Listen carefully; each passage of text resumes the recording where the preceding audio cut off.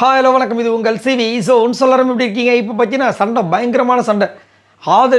அரோராவை போட்டு கிழிச்சாப்புல நம்ம கமருதீன். அந்த ப்ரொமோவில் வந்த விஷயங்கள் இப்போ தான் கொஞ்ச நேரத்துக்கு முன்னாடி வந்தது. பயங்கரமாக பேசுனேன். அதுலேயும் குறிப்பாக பார்த்தீங்கன்னா துஷார் போனதுக்கு நீ தான் காரணம் அப்படின்னாரு ஃபஸ்ட்டு. எனக்கு சிரிப்பு. பரவாயில்ல, வந்துட்டார், வாங்கன்னு. என்னது, நான் துஷார் போனதுக்கு காரணமாக உங்ககிட்ட நான் சொல்லி உன்னை கட்டி பிடிச்சி அழுதுறேன், என்னையாவா நீ அப்படி சொல்கிற அப்படின்னு சொல்லிட்டு அவங்க ஃபீல் பண்ணாங்க. நீ ஒன் ஆஃப் த ரீசன் அப்படின்ட்டார். முதல் வந்து ஒன் ஆஃப் த ரீசன் எப்படி சொல்கிறேன்னு துஷாரே என்கிட்ட வந்து கேட்டான். இப்படி இந்த மாதிரி போயிட்டுருக்கு, நான் என்ன பண்ணுறேன் கேட்கும்போது நான் சொன்னேன், இது வேணாண்டா, கேமை கொஞ்சம் கான்சன்ட்ரேட் பண்ணுறான்னு. அப்பயே தெரிஞ்சிச்சு நீ தான் காரணம் அப்படின்னாரு. அதுலேயும் வந்துட்டு உனக்காக நான் என்ன பண்ணியிருக்கேன், அவள் யார் அவளுக்காக வந்து இது பண்ணியிருக்கா. நேற்று வந்து 3 நாளுக்கு முன்னாடி வந்து சரி இவ்வளோ பேச்சு பேசுகிறல, அந்த ஆதரவு தானே என்னை வந்து முன்னாடி ஸ்டார்டிங்கில் வந்து அவ்வளோ பேச்சு பேசுனா, அதனால தான் நீ எங்களை சண்டை போட்டிருந்த. அப்பா நீ ஏதோ சொல்லியிருக்க, நீ சொல்லாமல் ஒரு நடந்திருக்காது அப்படின்றாரு. அப்புறம் விஜய் பார்வதியை பற்றி பேசுகிறாரு. நான் வந்து உன்னை பற்றி எதாவது சொல்லியிருப்பேனா அவங்க சொல்கிறாங்க. இதில் இன்னொரு செம்ம காமெடி ஒன்று இருக்குது. ஃபஸ்ட்டு வந்துட்டு நீ தான் காரணம்னாரு.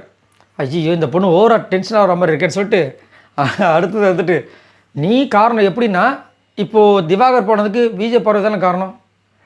அந்த மாதிரி வந்துட்டு நீ ஒன் ஆஃப் த ரீசன் அப்படின்னாரு. அதுலேயும் வந்து நீ விஜய் பார்வதியை பற்றி எவ்வளோ பேசியிருப்பேன் தான் சொல்லியிருப்பாங்க. அதை நானா சொன்னேன், நீ என்கிட்ட வந்து கம்ப்ளைண்ட் பண்ண, நான் ஒரு ஃப்ரெண்டாக அவங்க கூட இருந்து நான் அது பண்ணேன், நீ ஏன்டா என்னையே சொல்லி கோத்து விட்ற அப்படின்ற மாதிரி அவங்க திருப்பி போட்டோன்னு. ஆமாம் நான் சொன்னேன், நான் உங்ககிட்ட மட்டும் தான் சொன்னேன், நான் ரோடாக போய் சொன்னேன். இது உண்மையிலேயே சண்டை மாதிரி இல்லை, அதான் உண்மை. நம்மளுக்கு வந்து ப்ரொமோட்டரில் சண்டை மாதிரி காமிச்சாங்க. ஃபஸ்ட்டு ஸ்டார்டிங் ஆக்ரோஷமாக ஆரம்பித்தார். அப்புறம் எனக்கு கோவம் வந்து என்ன தெரியுமா, என்ன பண்ணுவோம் தெரியுமா அப்படின்னு. என்ன பண்ணுவீங்க அப்படின்னு அவங்க கமல்ஹாசன் ஒரு இதில் சொல்லுவார். எனக்கு கோவம் தான் என்ன பண்ணுவோம் தெரியுமா, அவங்க என்ன பண்ணுவீங்க சொல்லுங்க, சிரிச்சு போடுவார், இல்லை அழுது போடுவேன் அப்படின்னு. அந்த மாதிரி ஆகிப்போச்சு, புஷ்ஷன் ஆகிப்போச்சு.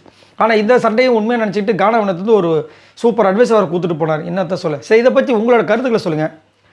கமருதீனுக்கு நல்லா தெரியும் அரோரா வந்துட்டு டபுள் கேம் மாறுறாங்க அப்படின்ட்டு. கொஞ்சம் நேரத்துக்கு முன்னாடி அந்த திவ்யா பண்ண ஒரு வேலையால் அரோரா வந்து விஜய் போடுறது கிளின்னு கிழிக்கிறாங்க. இதில் வேறு வந்து சப்போர்ட் யார், நம்ம விக்ரம். இவ்வளோ நாள் எங்கெங்க போனீங்க, யார் சாமி நீங்கள், நல்லா ஏற்றி விட்டார்.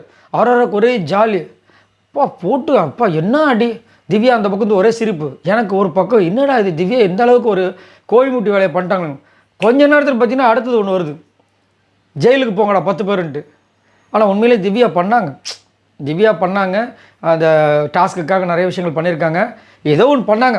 ஆனால் அரோராவோட ஓரளவுக்கு அரோராவுக்கு ஈக்குவலாக பண்ணாங்க. சுபிக்ஷா அவ்வளோ சூப்பராக, சுபிக்ஷாக்கா அந்த நிலமை அப்புறம் உங்களுக்கு என்னன்ற மாதிரி ஆகிப்போச்சு. அதெல்லாம் கொஞ்சம் கன்சிடர் பண்ணி சுபிக்ஷாவை வந்து இது பண்ணிக்கலாம். அரோராவுக்கு பதில் சுபிக்ஷா உள்ளே இருந்திருக்கணும், பெஸ்ட் பர்ஃபார்மன்ஸ். ஏன்னா அந்த டாஸ்க்கை வின் பண்ணதுக்கு முக்கிய காரணமே அந்த பொண்ணு பண்ண விஷயங்கள் தான்.